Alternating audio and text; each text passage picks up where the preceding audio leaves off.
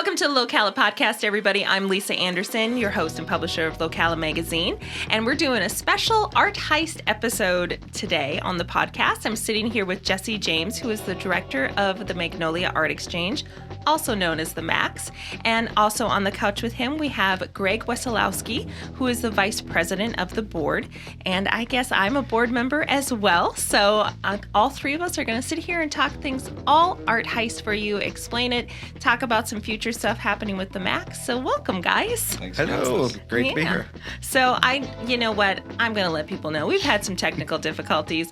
I'm asking you again, how are you doing? Yay! Doing good. Can't complain. Just as good as we were a couple minutes ago. Yeah, hasn't changed much. No. All right. Well, Jesse, I'm going to let you go ahead and explain a bit about what Art Heist is All for right. people. So Art Heist is the Magnolia Art Xchange's kind of staple fundraiser. Okay. So it's a game full of art. It's basically a white elephant gift exchange with art and raising funds for the Max in the meantime. The way the game works, you buy a ticket, or you buy however many tickets you feel like buying. The more tickets you buy, the more chances you have of taking home a piece of art. So all of those tickets go into a hat. They're pulled out individually. If your name's called, you get to choose a piece of art from the wall or from the displays. There will be paintings, there will be sculptures, there will be a little bit of everything kind of going on art-wise. So you get to pick that piece of art. The next person that gets drawn can either pick a piece of art from the wall or pay $50 and steal the art that you just chose. Okay. And you can steal as many times as you want throughout the evening. As long as your name is drawn. As long as your name is drawn. Okay. So yeah, it gets a little interesting. And then at the end of the game, we have about 10 to 20 extra pools, so that people do have the chance to steal if they want to, or for anyone that hasn't been drawn yet. Okay. They also have an opportunity to get in on the game. Okay. All right. And people can get the tickets at the event or online prior to the event. Yep. So they will be available at the door or at maxocala.org. Okay. And so your name gets drawn, and you pay $25 for your ticket. Yep. You could pick a piece of art that's a couple $100 Absolutely. worth. But if somebody else's name that gets drawn after you, so let's say Greg gets drawn, but I want the piece of artwork, and my name is drawn after Greg's. It's mine. Well, no, I'm paying an extra $50. Yep. Okay, and stealing it from you. So Absolutely. all right, and then your name gets drawn after mine. Yep. And you're like, nope, I'm paying the extra $50 and stealing it from you. Absolutely. Okay, Absolutely. and then we could just keep going round and round and. Yep. And if I'm not mistaken from last year's layout, the person that has had their art stolen has the opportunity to immediately be like, no, I'm paying $50 to steal it back from Okay. you. Okay. So that kind of ups the ante too. Yeah. So, Okay. This is like the most intense white elephant ever. I know it is. That's why I asked before, and I'll ask again. There was no violence. There was no violence, but it's funny because we'll have pieces from Jordan Shappett and Justin Alsadek and just these heavy hitters around town. Yeah. And people want their art. Yeah. People want these local artists' art, so it can get a little dicey towards crazy. the end. Yeah. I was at a Christmas white elephant party where it got like pretty dicey over a stuffed French bread last time. Oh. So I can't imagine when there's a Jordan Shappett original on the line here. Yeah. Absolutely. And we also do a mystery piece every year. Okay. So on the mantle at Max, prominent display, we have a piece that's covered with a cloak that's also up for grabs. Okay. Last year was one of Kyle Corley's oddly shaped pieces. Yeah. Which was intriguing to everyone. Yes. And ended up, I want to say it was our highest bid getter for the evening. Yeah. But yeah, there was just so there will be that again. Because they could get a Jordan Shappett. Absolutely. You just don't know what you're gonna get. Yeah. Underneath that, so that adds to the appeal and the allure of it, and it adds to the fun for sure. That's cool. And can people steal that one away from? Absolutely. Okay. And that's what happened last year. There was one guy in particular who was dead set on going home with that. No matter who stole it, how many times, it was just a revolving door of him like, no, I want it. I want that. So yeah, it's fun. It was fun to watch that too. Yeah. And all the proceeds come back to Max in order to support our resident artists and support what we're doing and all. Events of the future, which Greg's going to get into here shortly, and just kind of all the things that we're doing and planning. Okay. Well, between the two of you, because I mean, you're the director, so you know you probably know more about what's going on than many of the board members. Some days. But between you and Greg, can you tell us a little bit about exactly what the Max is and what it does for artists in the community? Yeah. So Max, we're Ocala's first and as of now only art hub and art incubator. Okay. So there's 6 resident artist studio spaces in there. Our artists are on 6-month leases. Our kind of goal in the community is to take budding, emerging, up-and-coming artists and let them tap into our resources, whether it be at MCA, Appleton, the Weber Center, and people like Tyrus Clutter and Leslie Hammond, and just using all the resources that we have to further their career, and make this a viable, living. Yeah. Instead of being the struggling artist. We want you to be the non-struggling artist. Right. And right now, the studios, they're paying a nominal fee because all the artists are there on scholarship, right? They're under scholarship, so it's super affordable, especially for up-and-coming artists, and it was designed to be that way. Yeah. I think if we're going to bring, especially young artists, it's housing's expensive. Gas is expensive. Groceries are expensive. Let's not make this another burden. Right. Make it a viable thing that they want to be there and they can actually afford to be there. Yeah, which is why the fundraisers like Art Heist exists to help. Absolutely. Keep and they're the huge. lights on. They're huge. And this one is our biggest one, and it's our most fun. Yeah. It's our most so far. So far. I don't know. Greg's swinging out with some pretty big new ones coming. All we have to say is if you want to know what's going to happen for our next big fundraiser, Magnolia Art Xchange is kind of entering into the post-COVID era as we're speaking of kind of the direction that we're going now. We are going to announce our next fundraiser, which is going to happen in August. So that's another really good incentive to come to the Art Heist because we have something pretty special in store. Yeah. Very cool. So what else have you been doing for the future of the Max? We are attempting, or we want to raise as much awareness as possible. We're not at this like just to raise money. We want to raise awareness of the profile of the artists that we have in there. Currently, we have 6 artists in there right now. We already spoke about Kyle Corley, who's absolutely amazing. Og Element and Teddy Sykes are actually at the end of their residency now. The residencies only last 6 months and they have to reapply. Is that correct? Yep. So they have 6-month terms. They have to reapply after the 6 months, but they can stay for up to 2 years or 4 terms. Okay.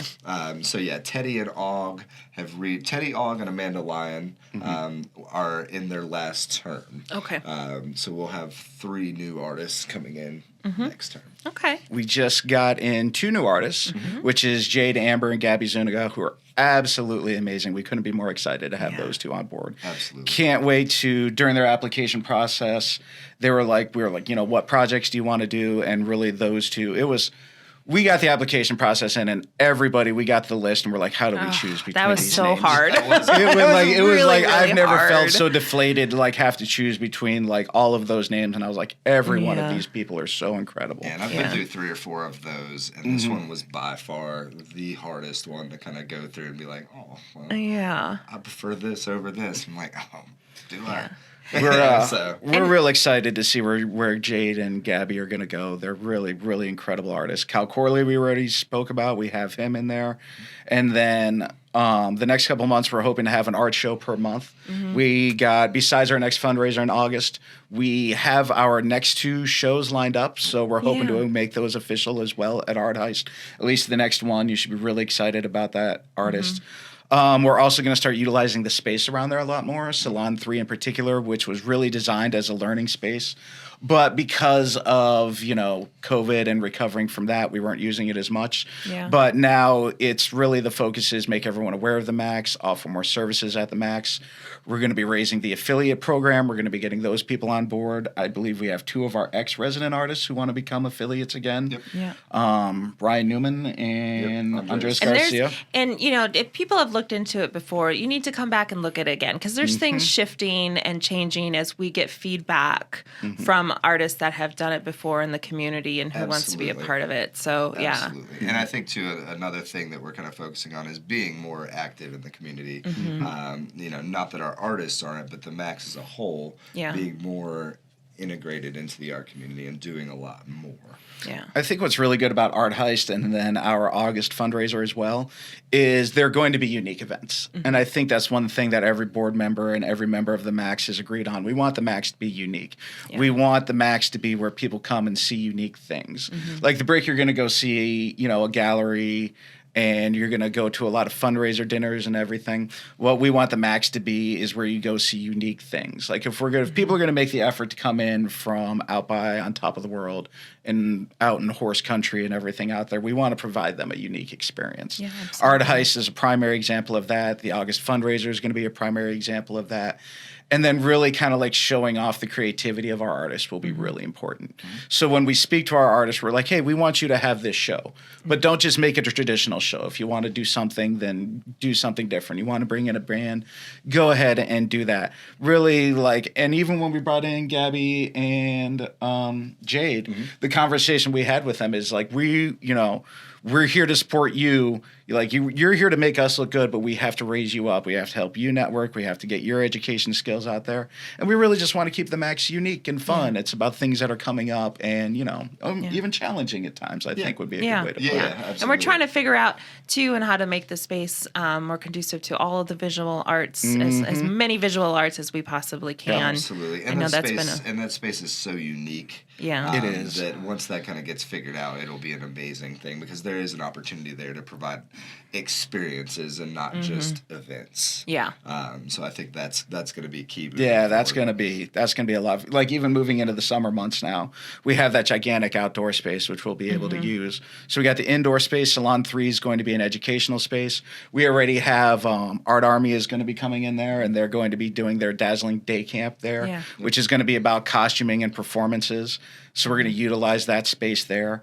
And we have an educators program too, don't we? Yeah. We do. I honestly don't know a lot about the educator program. Okay. But yes, we definitely do. And more will be coming out about that. Yeah. As we kind of get that structured and better under control. Yeah. I think that'll be really good because I think that'll offer also a lot of unique things like Art Army coming in and doing different stuff like that. I think it's just as important not only to provide educational opportunities, but networking opportunities as well. Yeah. So if we can get a couple of our local photographers in, it's not just going to be a photography course. It'll be like, you know, like a shutter strut we've been talking about and has been done around town, where you think about like the talented photographers we have in town. We have around here. You get Dave Miller, Mark Anderson, and Dan McCarthy in a room all talking to each other, and then a couple of other local artists like, you know, the sky's the limit for that. Yeah. So it's networking as much as educational is what I'd like to see come out of it. Yeah. Yeah, absolutely. And don't forget Josh Jacobs. Yeah.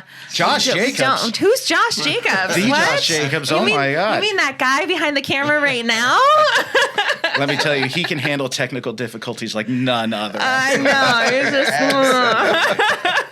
But that is a primary example. Get all those people together. Yeah, I have and to then seem provide a little them the partial to space. Josh Jacobs because you know all the photography in the magazine. I have to give him his props.